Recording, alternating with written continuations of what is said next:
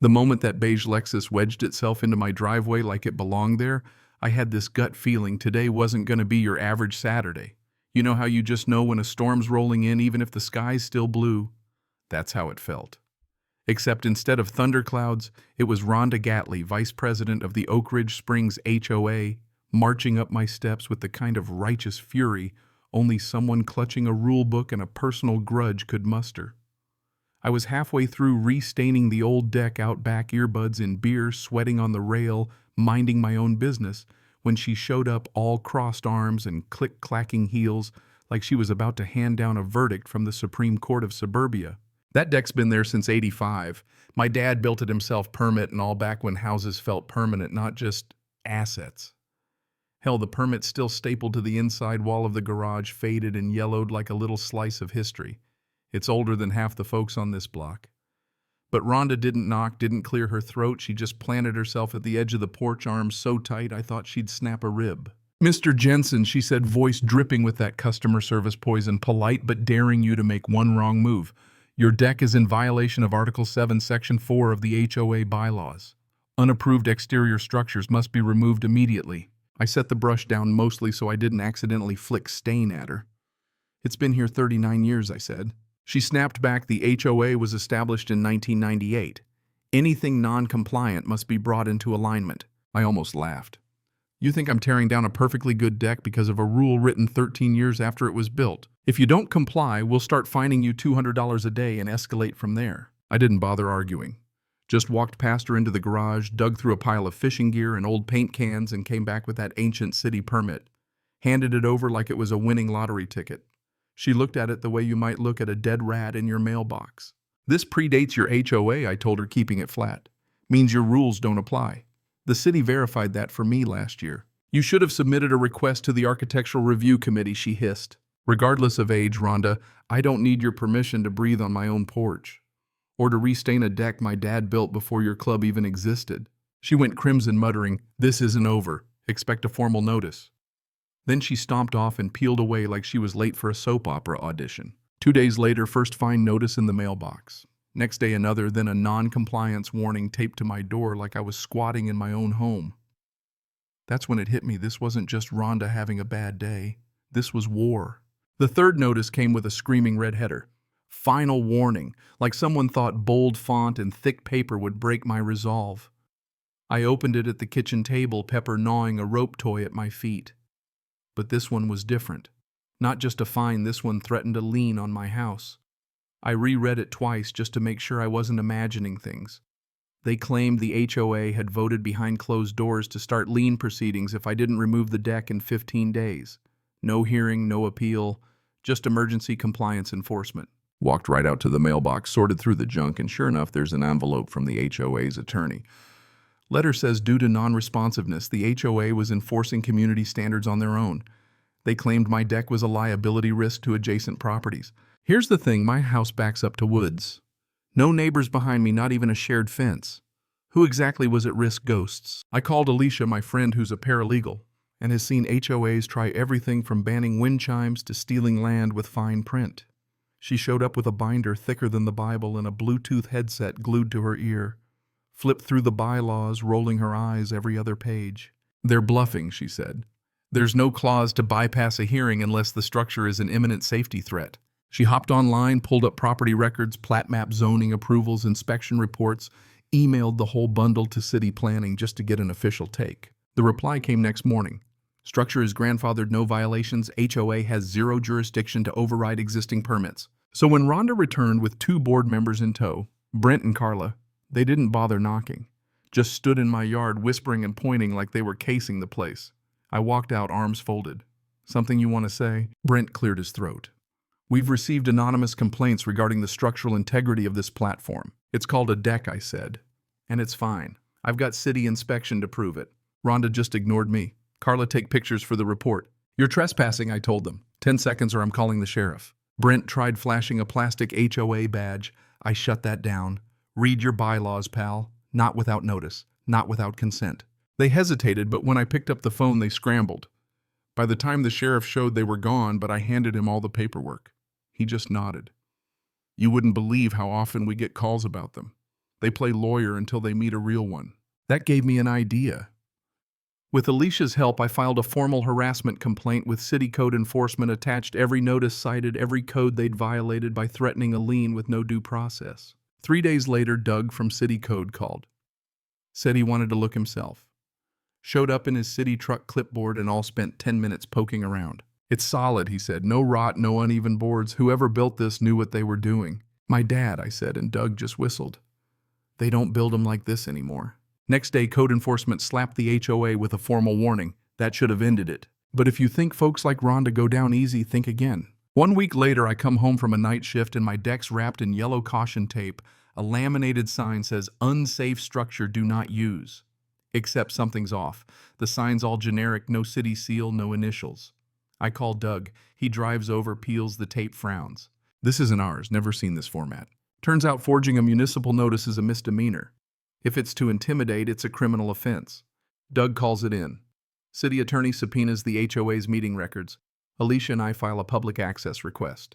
What we find, HOA held a private vote, set aside $12,000 for legal action, not just against me, but Lou down the block, his shed from '79, and Vanessa, a single mom whose late husband built a greenhouse a decade before the HOA even existed. That's when we said enough. Called a meeting at the community center, packed the room. Alicia showed every overreach, every wasted dollar, every fake violation. Doug vouched for my deck. Lou brought his permit. Vanessa told her story. Neighbors who never got involved showed up in force. By the end, 60 folks signed to recall the board. 2 days later, Rhonda tried to hit me and Alicia with a cease and desist for defamation. Too late. Everything was already with the city public record. The city's investigation found enough to refer the matter for criminal prosecution: forgery, misappropriation of funds, violating due process. County filed charges. Carla resigned quietly. Brent, not so lucky, he was named on the finance counts. Local news caught wind. Reporter showed up as I was dragging the garbage cans. She wanted to talk about the fake safety notice. I said I'd do it, but only if Lou and Vanessa were interviewed too. This wasn't just about my deck. That night the segment aired. It was straightforward. The reporter laid out the facts, the forged warning, the legal overreach, the money spent targeting homeowners who just wanted to be left alone. Neighbors started demanding answers. Someone built a website tracking every board decision. Carla's resignation letter leaked along with emails showing Rhonda had steamrolled objections to that secret vote. Then came the subpoenas. Alicia said, county prosecutors filed formal charges: falsifying documents, unauthorized practice of law, criminal misrepresentation of a municipal agency. Real consequences. Brent dragged in for misusing funds. Rhonda was the main event. Sheriff's Department raided the clubhouse, hauled out the computers, a banker's box marked legal reserve. Lou called detectives, found out the HOA had hired a private investigator to snoop on people's yards. The PI trespassed, took photos, crossed every line. That turned this from civil to criminal. County tacked on conspiracy to violate privacy laws. The board fractured. 3 members tried to oust Rhonda, but she refused, claimed she was a martyr for community standards. But the neighbors had had enough. 72 hours later, 2/3 of homeowners had signed the recall petition. Election was set for Saturday. Alicia helped draft the ballot. City sent a monitor. The night before, flyers showed up under every doormat. The deck was just the beginning. Vote to take back our neighborhood. Election day gym was packed, folks with lawn chairs, boxes of old HOA letters, photos, all the receipts. No more silence. By noon, it was a landslide. Rhonda and Brent out, a temporary board and a retired planner, a former principal, and Alicia. Rhonda's hearing was set for 2 months later. She was out on bail, barred from HOA activities. Brent escaped criminal charges, but the civil suit stacked up. The deck, my dad's deck, stood untouched. But now it was a symbol. First action from the new board: full audit, 5 years worth of finances. Alicia proposed the legacy structure protection clause. Any legal pre-existing structure was safe. Passed no debate. One evening, sun dropping behind the trees, Pepper snoring at my feet. Vanessa wandered over with sun tea. Sat beside me on the steps. Said, planted tomatoes by the greenhouse for the first time. Feels like I actually live here now. Lou swung by later, 6-pack in hand, grinning. Fixed the shed door. First time in years I'm not worried about some clipboard waiver knocking. The deck never changed. But the neighborhood did. Funny how one fake sign can light up all the cracks, can it? The new board moved fast, suspended all ongoing enforcement, froze the legal fund, cleaned out Rhonda's mess from the clubhouse. Alicia found shredded document bags in a locked cabinet. City investigators pieced together what they could.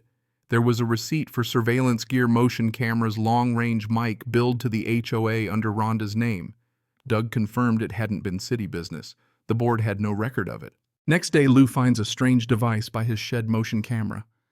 Vanessa finds one zip-tied under her gutter, aimed at her greenhouse. Sheriff's team sweeps in, confirms the cameras were live recording for weeks. Worse, the feed was accessed remotely. Someone had been watching. That was enough to escalate charges to felonies. Rhonda was rearrested, this time no bail. Brent flipped, handed over emails, subject lines like leverage on Lou and greenhouse lady fine code issue. Trial date expedited, public interest cited. Jury selection took a day. I testified about the pattern of intimidation, brought the permit, the city letter, the photo of Doug with the fake sign. Vanessa and Lou shared how it felt to be watched, fined, pressured. Jury was out less than 3 hours, guilty on all counts. Rhonda, 5 years probation, banned from any residential board, ordered to pay restitution and take mandatory ethics training. Judge called it the absolute minimum for someone who weaponized authority. Brent got a suspended sentence, had to do community service in the very neighborhood he'd helped terrorize. The new board held a community forum. This time the room was full, not with complaints but ideas. Retired firefighters suggested every violation needs third-party verification.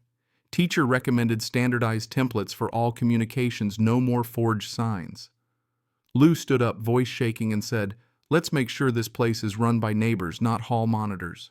Alicia unveiled new bylaws, legacy structure, protection, spending caps, transparency rules, all enforcement logged within 72 hours. Passed unanimous.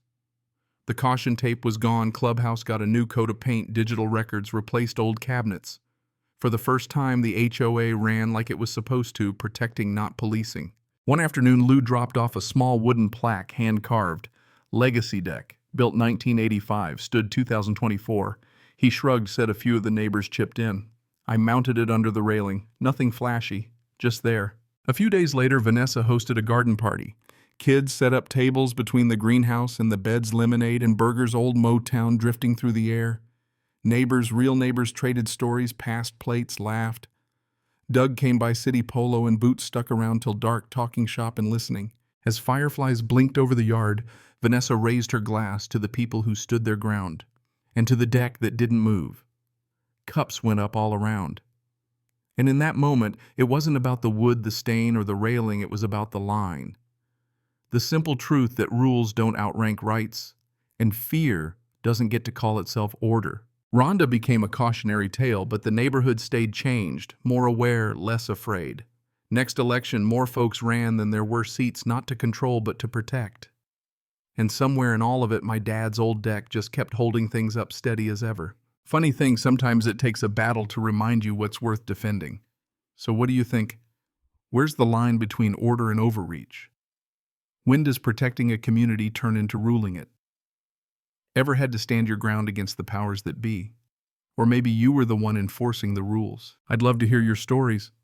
Drop a comment, tell me about your own run-ins with authority, or what you think real justice looks like in a place you call home. Because at the end of the day, maybe justice isn't just about rules. Maybe it's about neighbors standing together, drawing that line and making sure it holds.